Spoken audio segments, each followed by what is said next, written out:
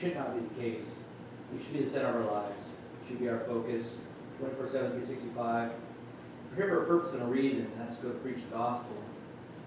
You've given us a word to study. You've given us everything we need to be able to go out and to accomplish your will.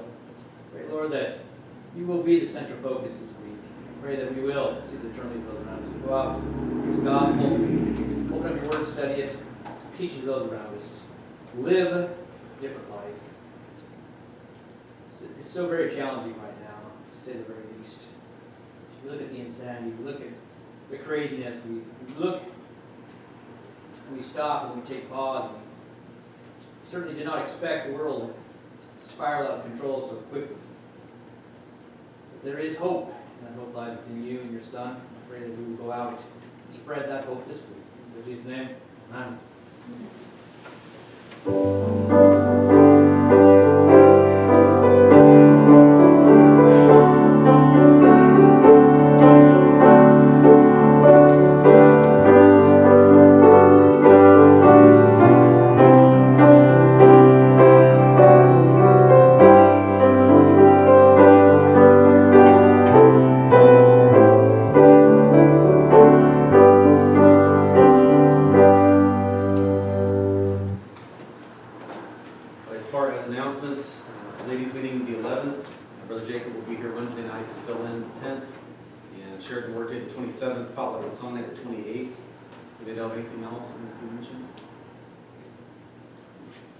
So is there any, just double checking, any thought anybody had on the continuing through the end of this month, or whether the church wanted to start having preachers come? And Tyler? I'd like to just see stay till the end of the month. Okay. I don't know what other people I've talked to really about or anything, but, that's where I'm at. Any others? And then, as I said, I didn't really feel like it was my place to write a letter in this case. And so I think as far as something from this church going out to the sister churches, are we wanting to do that so that we make that announcement and ask for prayer in this? And because I did get the letter sent out from me, so I think probably today everybody in our work is aware of the situation. But I think it would be good for there to be something officially from the church in addition to what I sent out from me. So I guess that would probably fall on Brother Ron to work with Sister Patty, assistant moderator, clerk, to, it doesn't have to be much, but, and if you need any help, I'll be help hunting. But like I said, and I'll be available, but I would imagine it's just something basic, something simple. So,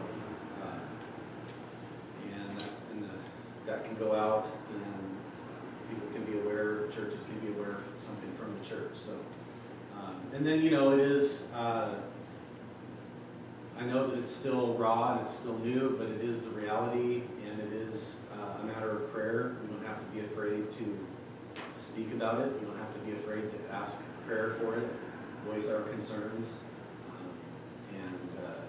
It's the reality to deal with now, and so it's definitely a need. It's definitely a burden. Something, asking the Lord's will to be done first and foremost, and so making that a matter of prayer and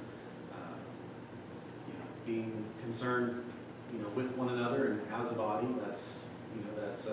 That's totally normal.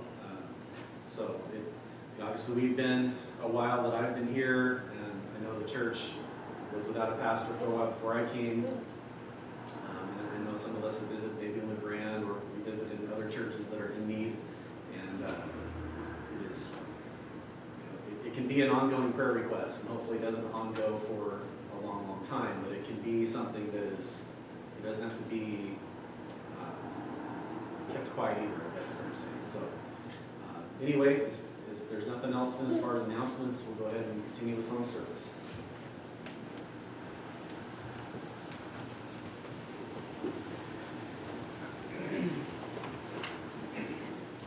Number 31.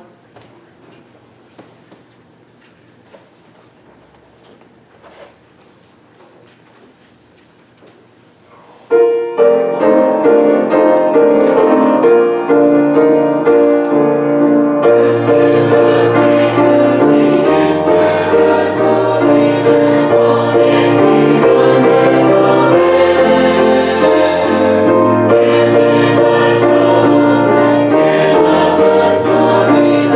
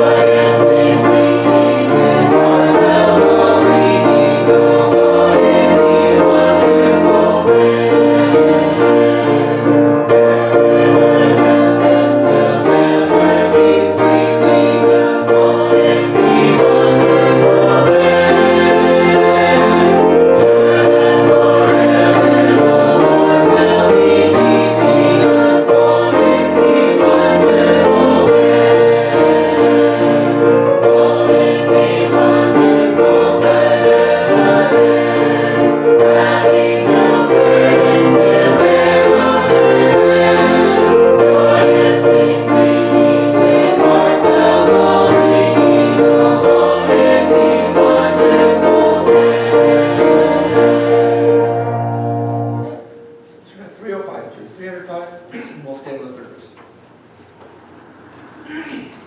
305.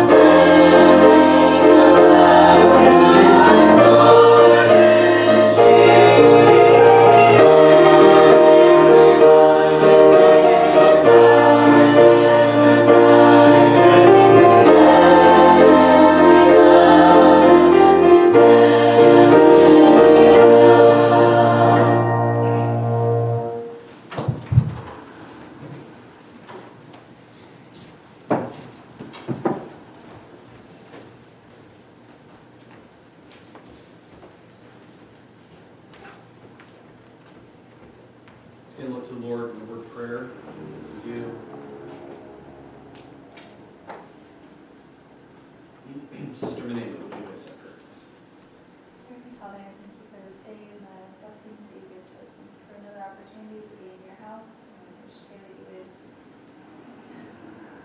be with our church right now, the Classen family, and guide and direct them, guide and direct us. Just pray that you would be preparing the man that would have to be here.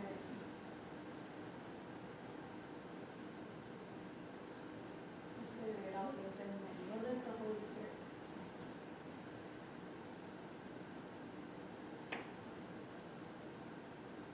Could be faithful service. We could all be prepared to hear from your word.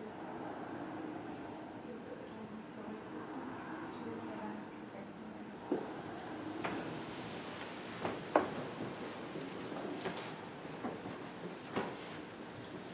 Let's open our Bibles to Psalm 51.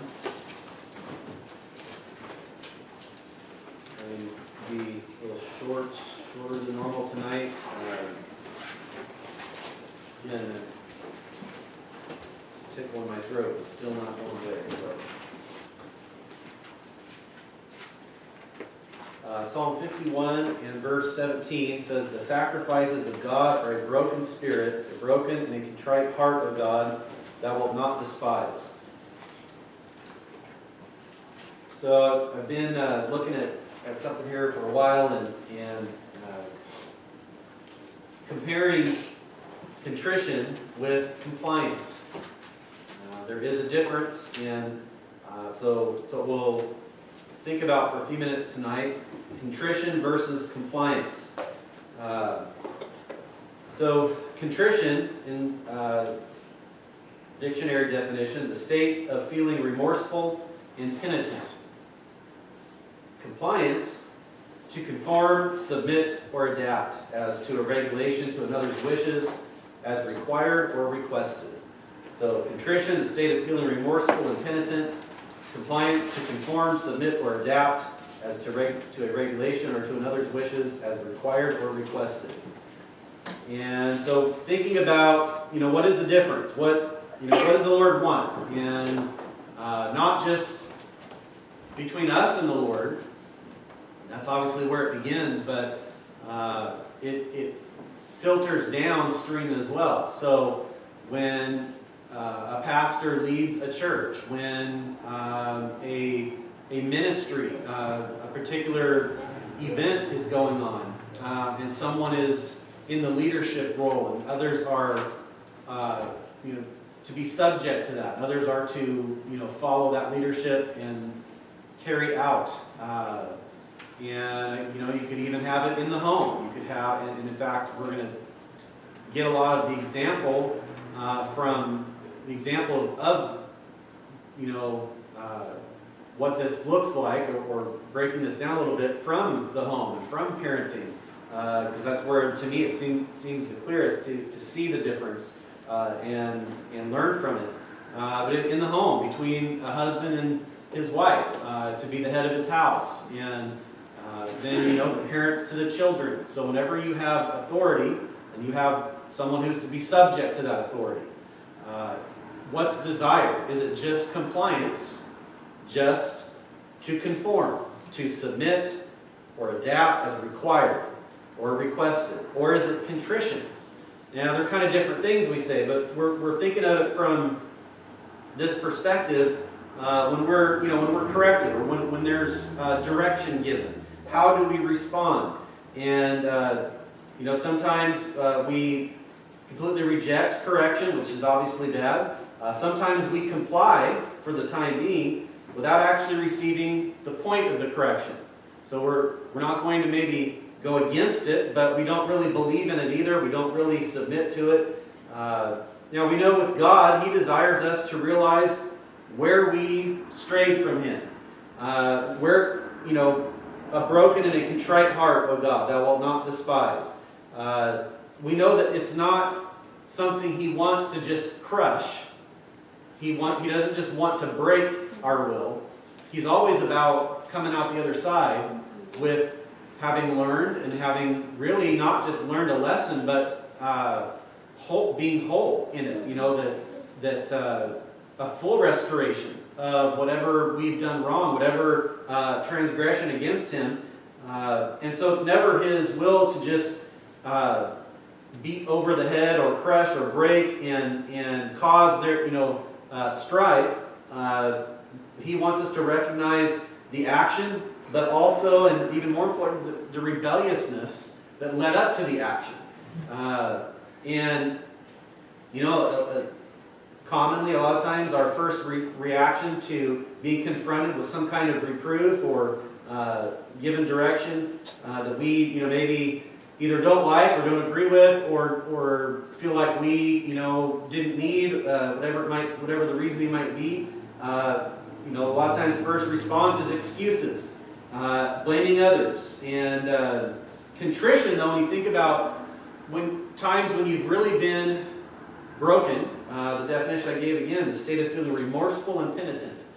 When you've really been touched deeply by something and contrite about it, you don't care about that. You don't think about other people, and you don't think of reasons. It's not on your mind, because for you, you're contrite. You're broken inside. Something has, you've realized your place. And so there is a definite difference. I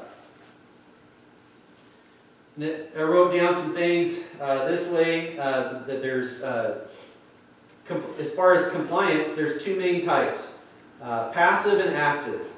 Passive compliance, sometimes we just don't have the will to fight against the correction, or we don't care to. We just go along to get along. It's easier to avoid the conflict.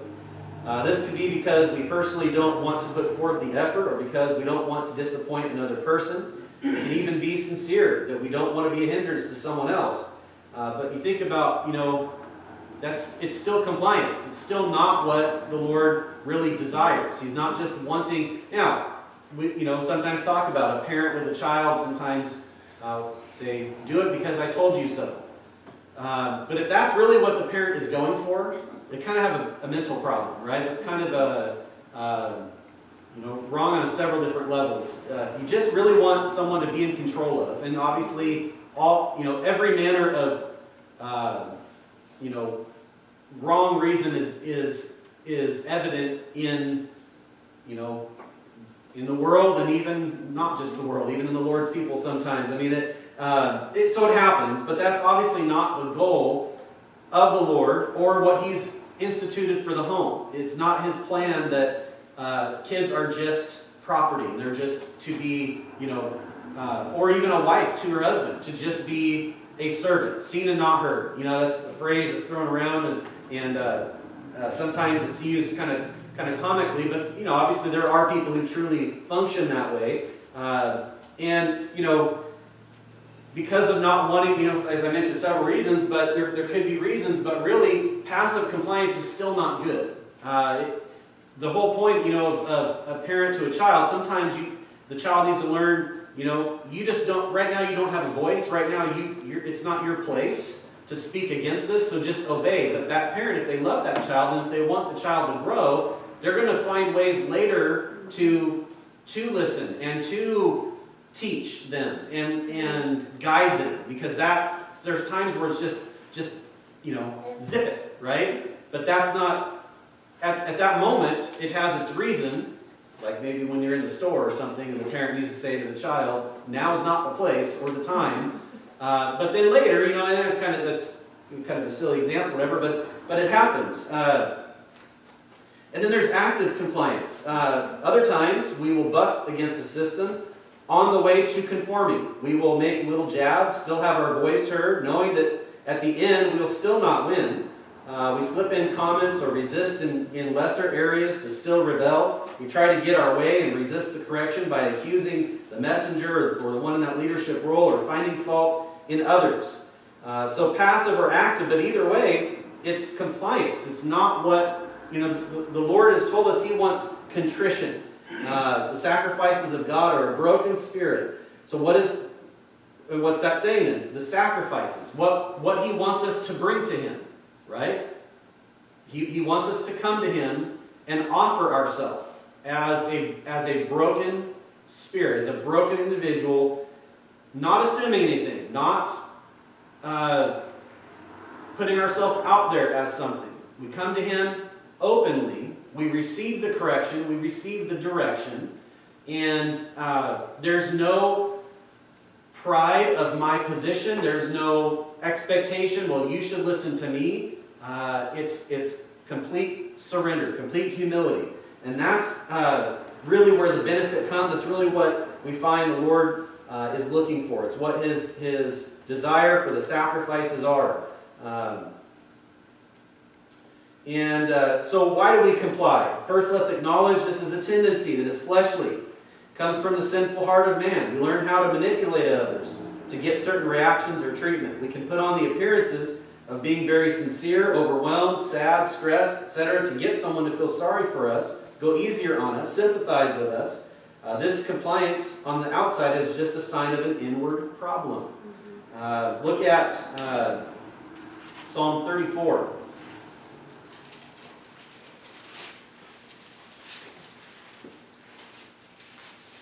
And I didn't mention, in Psalm 51, verse 17, the word contrite there means to collapse. and the word broken, so a broken spirit, a broken and a contrite heart. The word contrite means to collapse. The word broken means to burst. And so that is, it's that, again, surrender. It's a giving up. It's a not assuming anything. So Psalm 34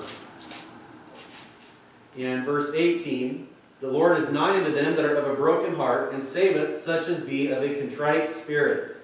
And there we know it takes a total surrender to get saved.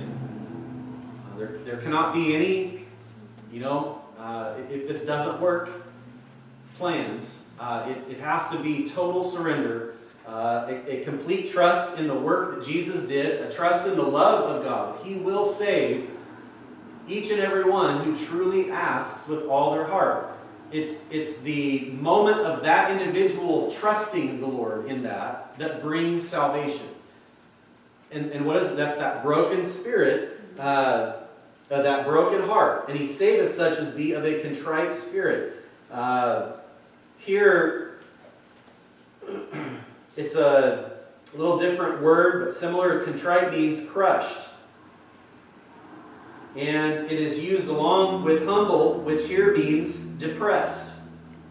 Not depression, not as it's used in our language today or known in society, but to humble. Isaiah 57. Sorry, I've got two verses together, so let's look at that one also. Isaiah 57, we'll see humble.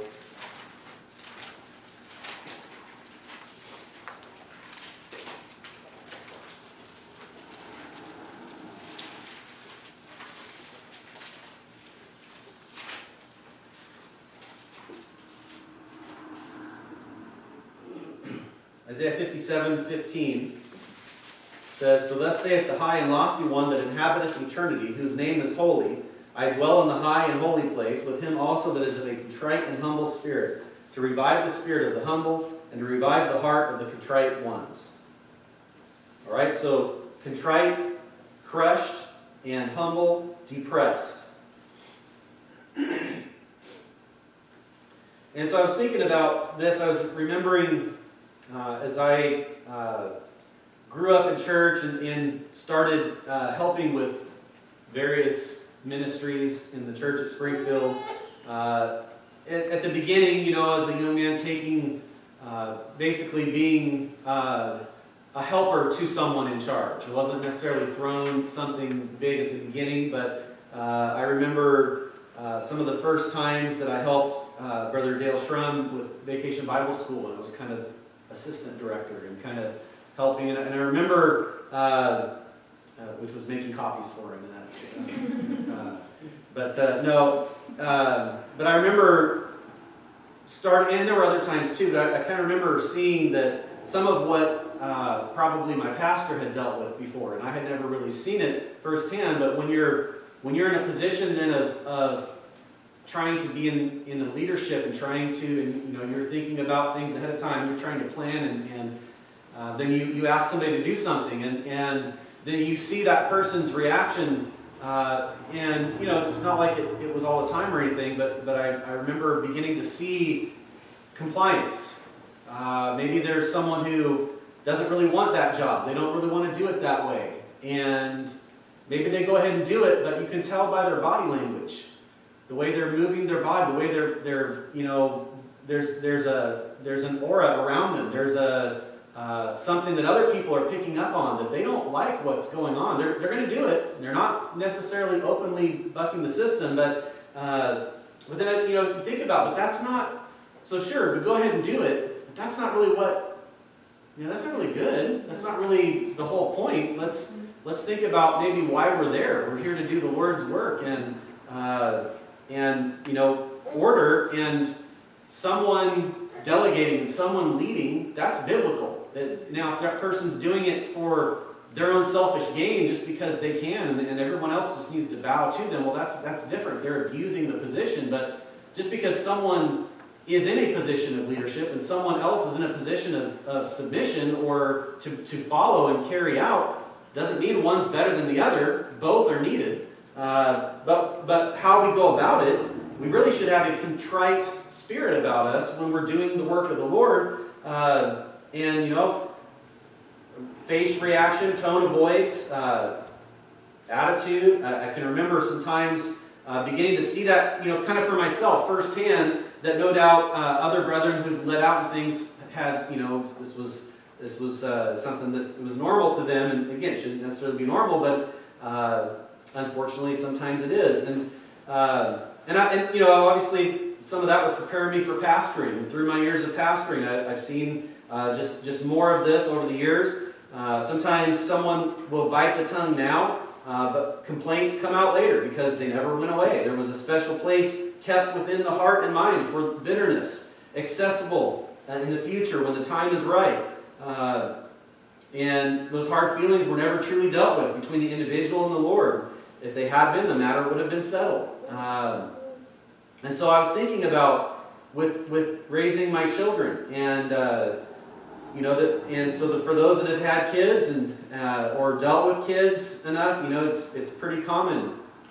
But there were times where I would correct my children, and they would understand that it was related to them. It's better to keep your mouth shut and obey for right now. But this was not often what I wanted to see. This wasn't what the goal was from my children. I hoped that they would understand why I corrected them, why it was wrong, and choose, on their own, choose not to do it again for their own benefit. That's all that's in parenting. Now, sometimes in the moment, it's just zip it. But really, that's the overall goal, or again, should be the end goal for that parent, from that parent for that child. And in that moment, sometimes I could see that for the time being, they were just complying. There was a just quiet, but then a sulking, a stomping, going in the other room, mad. Maybe you hear something bang, maybe you hear a door close a little bit harder than normal, and it was the wind, they say. Heard that a few times. But you know that the reason that noise happened at that time, it's not just an accident. It's because there was some anger, there was some frustration, and you know that all that is it's normal. It's human. But at the time, that bitter attitude, the anger, the frustration, tone of the voice, it was compliance. It was submission, but it's not pleasing to the parent. It's, you know, there's something wrong about, there's something that's missing, there's something that's not satisfying, that's not fulfilling, and not just for you, but for them, because that's not a happy thing. Then other times, after discipline, there were times when my child would show a brokenness, a changed perspective, a renewed desire to communicate with me, and even be close to me, the one who just disciplined them. And now they want to come and they want to sit by you or sit on your lap. We need to read them a book, you know. And you're thinking, is there something wrong with you? You know, don't you know we were just enemies moments ago. But they were now sorrowful. They were remorseful. They were repentant. So these are signs of contrition, right? Now they're open and they're softened, and communication has returned, and guarded walls are let down. These are signs that the discipline has been successful, right? And you know, I can't help. I was thinking about, as a pastor, I can honestly say I have never corrected someone just because I wanted to see conformity. Because as a parent, that was never, maybe for the time, maybe at that moment, because they need to learn that right now is not the time to exercise their voice. But it was never just about compliance. No, I'm in charge. I'm the boss. You're the slave, and I'm the king. You are swine. It was one of the Tears kids. They had a thing when we were when they were around. They were young kids, and it was sort of funny thing, position and order in place. But it's never just been just like that, and it's never, as a pastor, it's never provided any satisfaction for me to see this. to see just compliance, just conformity. In fact, it's the opposite. When I can tell that there's a lack of sincerity in a confession or apology, a response, and I can't always tell, but as a parent, sometimes you can, and it's disappointing. And I know that there will never be a happiness in that state of mind. God will never really be able to commune with them while they're allowing the flesh to be in charge. Look at Isaiah 66. And so there's some similarities to parenting, but really, again, these are all downstream, but it all goes back upstream to our position with the Lord. Whether we're going to allow His Word, allow Him to guide us, and that's what it always is with authority. It's submitting, it's trusting the authority. Trusting the parent. The husband and wife, we haven't spent a lot of time on that, but there, it's not just about submitting, but it's about trusting and letting God have His way, letting God have His authority, and submitting ourselves to His order. Same with the church, with the pastor, same with kids, with their parent, and then all the way up, same with us, with God. If we're just biding our time, just going along to get along, that whole thing, if we're just, that's compliance. That's not something that is even happy for anyone. And do we expect that God's happy with that? It is compliance. We are not disobeying His commands, except for the commands or the statements He gives. It says to love Him with all of our heart and honor Him with and bring our sacrifices of our broken and contrite heart. But in action, in outward appearance, it is compliance. Isaiah 66 and verse 2 says, "For all those things hath mine hand made, and all those things have been, saith the Lord. But to this man will I look, even to him that is poor and of a contrite spirit, and trembleth at my word." So here, contrite means smitten, maimed, dejected. Smitten, maimed, dejected. And it says, "To this man will I look." So it's kind of like we say, study to show thyself approved unto God. We want God's approval. We want His acceptance. Who's He going to look to? To him that is poor and of a contrite spirit, and trembleth at my word. And He sees the heart, where He sees a brokenness, where He sees an openness, a softening, or where He sees just within the heart, a resistance, but I'm going to comply, I'm going to go along, but within He sees whether it's sincere. And that's something, in a leadership role, or as a parent, or as a husband, or as a pastor, something that we don't, use these examples, but we can't see a person's heart. But when we think about the Lord sees the heart, the Lord knows. And, as a parent with children, can I use that example some? And I couldn't always see the heart, but I could see some signs, some fruits that the heart hadn't changed yet, the spirit hadn't changed yet. But then when I see that it changed, how much sweeter is it as a parent to know now, as hard as that was, because it's harder on me than it is on you, we say, and it is when you're a parent that loves your child to have to do that discipline, but then to know that now it's come back around, and now they've learned, at least for now, at least today, or maybe for this part of the day, maybe this evening it's going to be different, but because that's parenting. But eventually, enough of those lessons are learned that now they begin making better choices on their own. That's what it's about.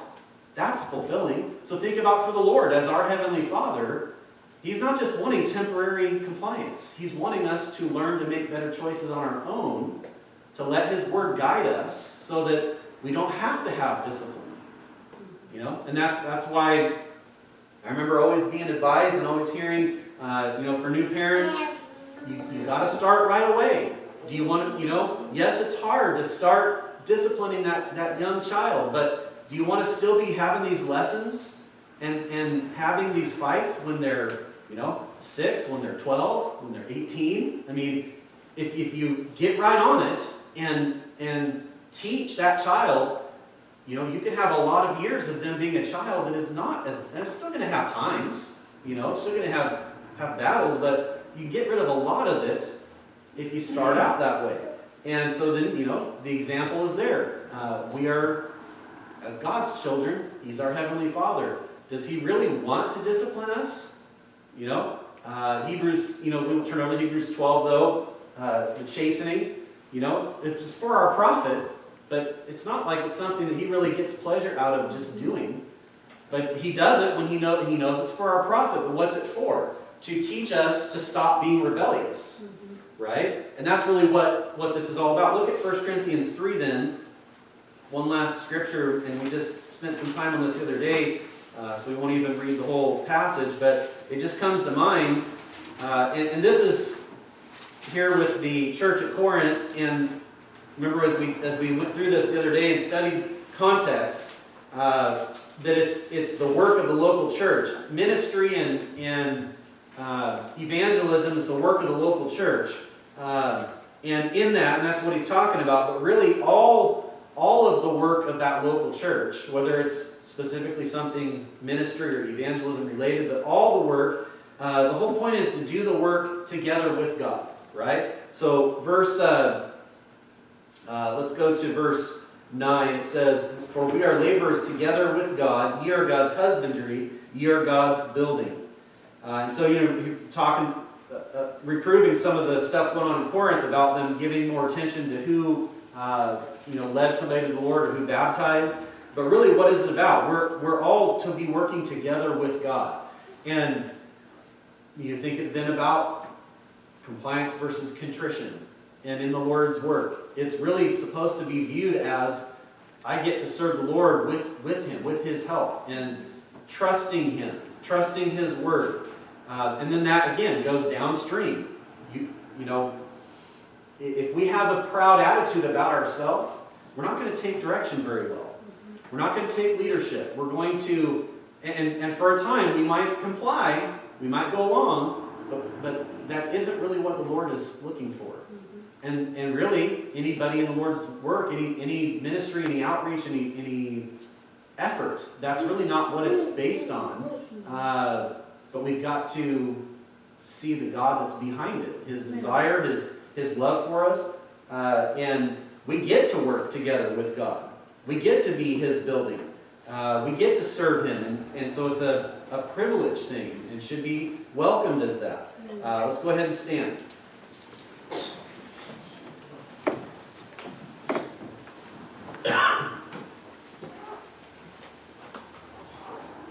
All right, any other word tonight?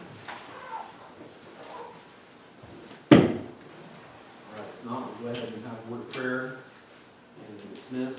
And as we do then, Sister Calvin, would you voice that prayer, please? Heavenly Father, we thank you for this day. We thank you for the many blessings that you've given us. Pray for us for sins where sin and fall short. Pray that you open our hearts and minds to your word tonight, that we have learned something and you can apply it to our lives. And pray with each and every prayer request, spoken and unspoken, on the hearts of your people, and answer them according to your will. And pray be with those that are under doctor's care and help them to